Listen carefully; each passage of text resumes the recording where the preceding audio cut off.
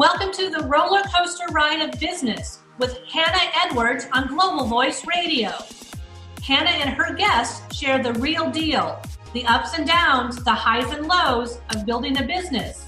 Here is your host, Hannah Edwards. Hi guys, and welcome to the roller coaster ride of business. I'm joined today by Kerry.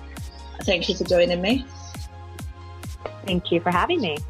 So I'm really excited to talk to you because we were set up by Maxwell, who's been on the show previously. The people that he sent me through so far have been really good, having them on the show. So I'm gonna start off by just saying, obviously I say it at the end, throughout every shift, I've found business since I've started being in business a huge roller coaster ride, hence the name of the show. So there's been a lot of ups and downs for me. And then I found out that there were a lot of other business owners that found that as well, especially in the early stages of starting your business. So it seemed like a really good place to start a show from, sharing everything for everyone. No, I love the idea. We learn from others so very much. Absolutely. And I think, especially nowadays, on a show previously, I was talking with a friend of mine about accountability, and we started talking about how, I found it more between women than between men, but without the right accountability partner, and even without an accountability partner, you end up finding that there's a lot of conflict, and people are too quick to tear people down in business, but never to learn from them. Yeah, no, that's a good point. And I like to also use coaches to help bounce ideas off of as well. Absolutely. And I think I'm probably not going to do it just from this one show, but I'm hoping that maybe this will start helping people see that actually learning from each other, bouncing ideas off of each other, just seeing that if other people are going through the same difficulties, then it's probably better for us all. That makes sense. So I'm going to go ahead and ask you about your business. What is your business called, and what industry is it that you're in? So the business name is called Actualize Consulting, and we are a financial services consulting company in which we provide services to our clients to help them around ways that they're either changing their business processes, and we're very specialized in helping with systems implementations as well, in capital markets, mortgages, and treasury systems. Yeah. And then recently, in the last couple of years, we added a new offering around helping businesses to create and maintain their organizational cultures, because we had such a success with our company. So that's the offering that I am in charge of, because I'm very passionate about our people and maintaining this good culture that people want to stay and be a part of. Oh, I like that. So tell us about your business. Is there anyone running it with you? Is it just you? Mm-hmm. So I started, my brother founded the company in 2003, and then I joined him in 2005 to help build out the internal operations of the company. And so we've been together for the last 13 years. Oh, I like and his that. name is Chad. That's very cool. So it's definitely a family affair then. So why was it that the business, why did your brother decide to start the business, and then you decide to join him in it? Right. Well, we both, coming out of university, we both were in bigger consulting firms. Yeah. And we both really enjoy the consulting industry because you get to do, each project brings new challenges and new adventures, and you learn from each one of those experiences. And my brother saw that there was definitely a need in the financial services space to provide a consulting company that was more niche focused.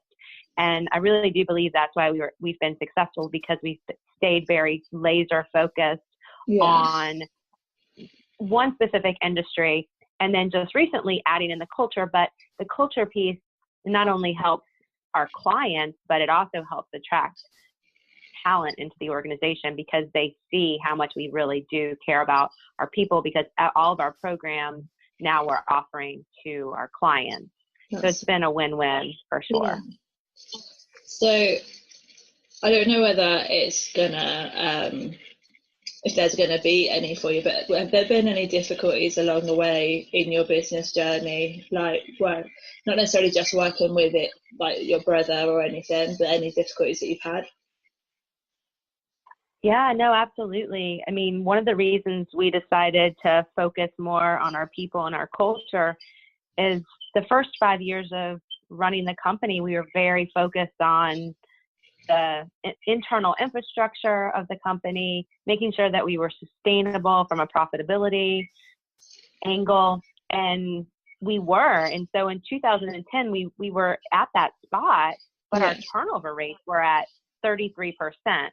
So we were spending too much time on recruiting and then re-recruiting talent into the organization. And that's when we decided we really needed to shift our focus away from the profitability to our people. Very cool. So obviously that's become very successful for you from the sounds of things. Mm-hmm. Yeah. So what is the best thing for you about having your own business? I'd say, well, definitely you get to have your own ideas and your own vision. There's a lot of flexibility as well in the decisions that you make. And I'm a mom of two, and, having that flexibility to really make my schedule. And, it's a lot of hard work to run a company, but at the same time, when you do have that flexibility and you can make decisions around your family, that's been really helpful for me. Yeah. What about, obviously I've asked the best, so what about the worst thing? The worst thing? Yeah. The accountability. You have to, you're always, I don't think you're never on, right? In 13 years, I took my first non-working vacation this summer. I didn't take proper maternity leave with my kids because we were just starting out the company at that point. And just that, constantly being on, constantly feeling accountable for everything that's going on within the company, that's definitely been a downfall. So there's this balance between the flexibility, but then it's constant, and there's always something coming up, and you're responsible for making sure that it's taken care of. Yeah, see, I find it such a massive struggle to switch off. Like, I'm learning, but it's still a huge struggle for me. Because I find myself like 5 minutes before bed, I'm just going to check my emails on my phone. Might have just shut my laptop down about 10 minutes beforehand, but I'm just going to check those emails just in case one's come through in the 10 minutes since shutting down the computer. Yes, that's why you have to set some boundaries for yourself. And I practice this on a daily basis. It's a struggle, an internal struggle. I feel you for sure. It's hard. It's like when I always get someone saying to me, well, you need to just take a break. And I'm like, yeah, I'm waiting for that point to happen where I feel okay about taking a break. Like, because I'm in the early stages of my business alongside my show. And so I find that I'm still in that balance between constantly checking emails and stuff where you're in the news, like the very first early stages, or I'm just starting to relax, like I've got that bit of time under my belt, I don't have to check my emails as often, kind of thing. Right. No, and it takes a little bit of time to feel that you're able, and I like to, my advice is, at least take a little bit of time for yourself every day. Do something that you love, because you don't want to burn out. No, you want to take that time for yourself. So along the business journey, what support have you had? I am a big fan of mentors, coaches. I'm a big fan of being able to make sure, and one of the and we have 9 principles to create and maintain a thriving organizational culture. And one of those is prioritizing your own personal wellness. And so I think that's been a really big for me once I've realized that I needed to focus on that. And a lot of that was my mentors and my coaches reminding me that I did need to take that time for myself. But I'm, right now I'm working with 3 different coaches. I have a long-term mentor that I work with. And I really feel like that network of people has helped to support me and guide me and just be a good sounding board and, also help me not to, maybe go down a path I shouldn't be going down. Very cool. So I think it's important as, a new business owner to definitely seek out people that can help support you in your journey. Definitely. We were talking about accountability, like I said just now on a previous show, and I did it over 2 parts because the first part was me with someone that I've just found. Like, we've been friends for a few months now. We found that although we're in different industries, we're so alike when it comes to our businesses that we can be each other's accountability partners to support and bounce each other off and let the other person know that it is okay to take a day off.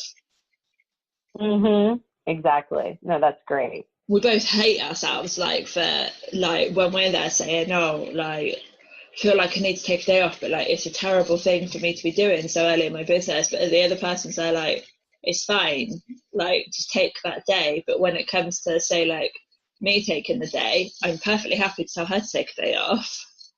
But when it comes to me taking it, easier said than done, right? Absolutely. So throughout your business career, who's been your biggest inspiration and why?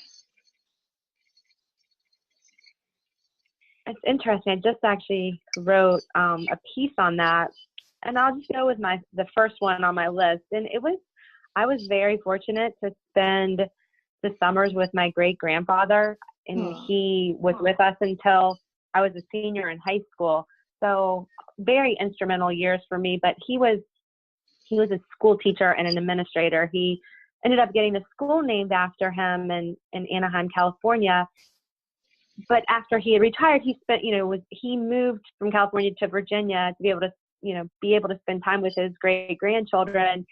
And I was just so grateful but what he taught me along the way was that everybody is important. And we would go to restaurants, to stores, and he would always make it a point to talk to the janitors or the wait staff. And he always talked to my brother and I about the importance of everybody on the team is important. It doesn't matter if they're the boss or they're sweeping the floor. And he always made it a point to lead that, go talk to that person before you go try to talk to the highest level person. And it just left a really big impact on me and understanding that everybody matters and everybody's bringing something to the team to make it successful. Yeah. So, yeah. So I like that. So throughout your career, you've obviously used a lot of different business tools, like Slack or Trello, anything like that. So what have been your favorite ones to use? Well, we use Dropbox right now. We have everything on the cloud, our organization. That was a huge one that I'm a big fan of. We also, because we are a consulting company managing projects, there's a newer tool that we use called Project Place. And it's more of a social media fill. It kind of replaces the traditional Microsoft project and takes it online. And so you can actually, if you want an update from somebody, it'll send them an email automatically. So that's been a huge tool for us as an organization. Those have been ones that have really streamlined, but we use for our recruiting, we use Zoho, which is a Google product, and it's really easy to scale. So I'm really, anything cloud-based, we've been early adopters. We've never had an internal infrastructure as a firm. Servers, we're always been on the cloud. Yeah. Very cool. So where do you hope to see the business in like the next 3 years and 5 years? Yes. Well, we just launched an office in the UK, so would like that office to become more successful, getting a bigger European presence with Actualize. And I would like, I'm really wanting Culture Infusion to continue to spread into the mainstream of other organizations. Yeah. So I can help other companies really shift their focuses to their people and how they can, create and maintain thriving organizational cultures. I like that. There's some good goals to have. I'm a big fan of having goals. Like I have my goals set out for the next 5 years, and some people look at me as if to say, you're insane. Like, we don't know what we're doing for dinner tomorrow, and you've got your business goals set out for the next 5 years of your life. No, you have to have a vision. You have to set your intentions. Absolutely. And then it'll magically happen. Definitely. Where in the UK is your new office that you've opened? In London. I like it. London's such a lush place to go. Mm-hmm. Yeah. And that was very opportunistic. We really are, doing it with one of our partner firms wants us to help them with their business. So it's a win-win. We're really excited about it. That's very cool. It sounds like some exciting stuff. What tips would you give to someone who's just starting out in business? That's a good question. I think the biggest thing is to get very clear on what you are offering as a business and stay true to that. Yeah. And I think that's been I know that that's been why we've been really successful, because we've been so laser focused on our offering.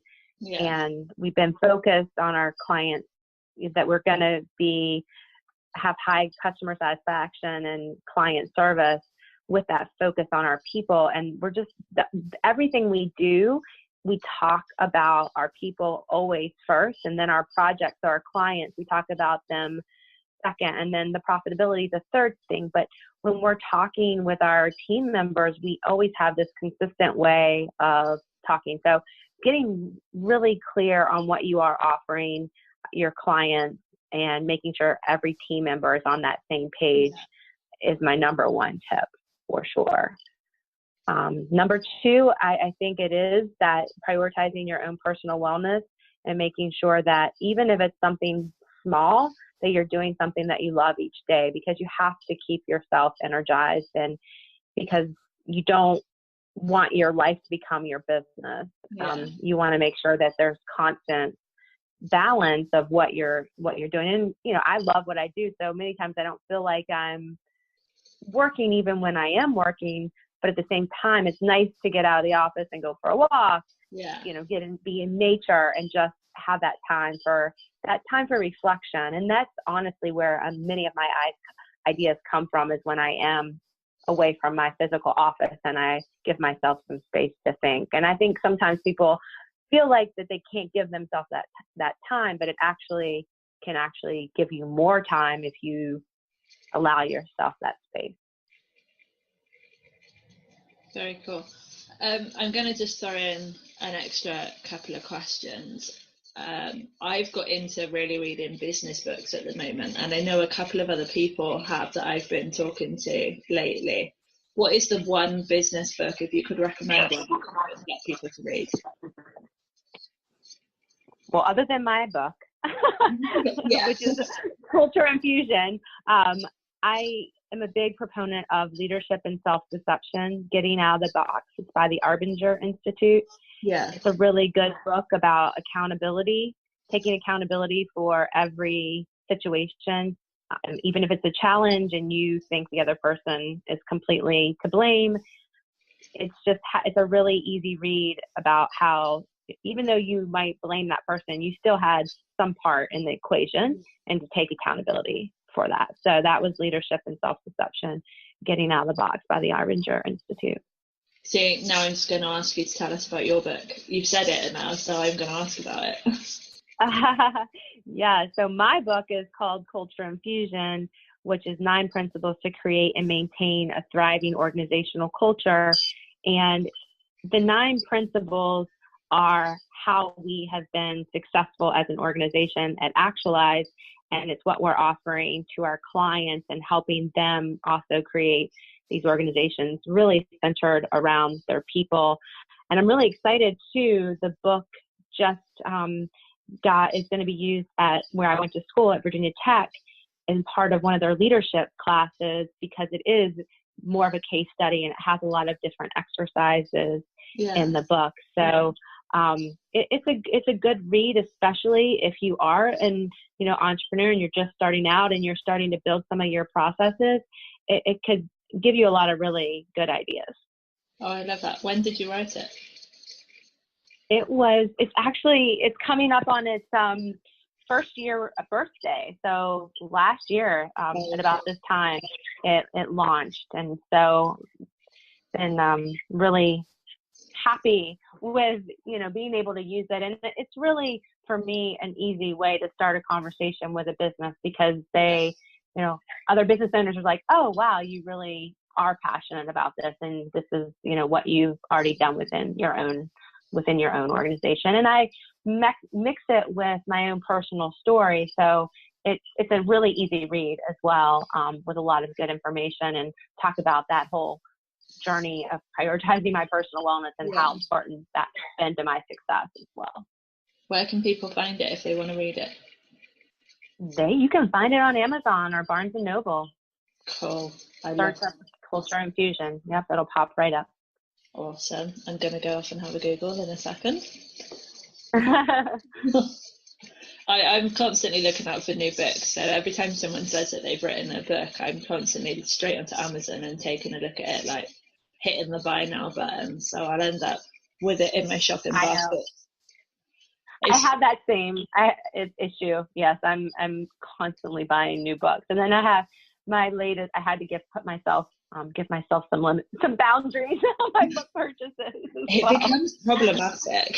That's for sure. It does. It could be worse. I could be buying shoes, but at least I'm buying books. Yeah, well, this is true. But then the problem is when you realise just how many you've got to read, and you're still buying them. Yep. That's where I kind of have to say, okay, you can't have more than 10 books that you have to read in your queue. So then that makes me read them and get through them. But reading is so important. It helps to broaden your perspective and have you see things from somebody else's angle. So it's a good thing to be reading. Is there another book in your future for you to write? I've been sharing weekly messages, either written or videos. So I have a feeling, and that's what happened with Culture Infusion. I was just writing about every time I would do something new within the organization. And then one day I realized I had a book. So I'm assuming the same thing's going to happen out of this. And it probably will be more leadership focused and how you deal with challenges. Yeah. More in the moment, because that's where I think I win back a lot of time. I used to maybe stew a lot, but now I'm very quick to identify issues and resolve them. Yeah. Versus, thinking about it, spinning, maybe not confronting somebody that's part of the challenge, but that really saves a lot of time. So I think I feel like that's what's happening, because that's what I'm really sharing on. Because I think it's important to share that, like, we're going to have these challenges. So it's just more, how do you navigate through? How do you positively resolve? And that's one of my methods, is pause to pivot to a positive. Yeah. And I just constantly use that over and over. And we use that in our organization. And people now even come to me with a problem, but they've already started to identify the solution, versus before it would be a long conversation. So I've resolved that. I think that's what it'll be. So, yeah. That still sounds really cool. I'm still waiting for that inspiration to suddenly hit me for a book. It's always been something I've wanted to do. But when you just say, like, I have no clue what I'm writing about. Well, that's why I think it's important. Like, I mean, even your shows, that could turn into a book. Yeah. You know what I mean? I think you have to kind of just be doing the work, and you are. So I think it'll naturally, just one day you'll wake up and you'll say, oh, wow, this is what I could do a book on. I hope so, because if I get to the point in my life where I've not had one published, I think that's going to be the one thing I'm massively disappointed in myself in. You'll do it. Just set the intention. It'll come. So, Kerry, where can people find out more about you and your company and everything? Sure. Our website is actualizeconsulting.com, and I'm also on LinkedIn, and I think you're going to be providing those links. Yes. But Kerry Wekelo on LinkedIn and Twitter and Instagram, and I also have a YouTube channel in which I do share videos. I do at least two a month, so that's also at Kerry Wekelo if you search me up. Yeah. Awesome. So all of the links will be in the show description at the bottom. And guys, you can find me on Facebook at Empowered VA or Empowered Magazine. Thank you so much for joining me, Kerry. I've really enjoyed having you on the show today. Yes, thank you so much. Have a wonderful day. Bye. Thank you very much. Bye. Bye.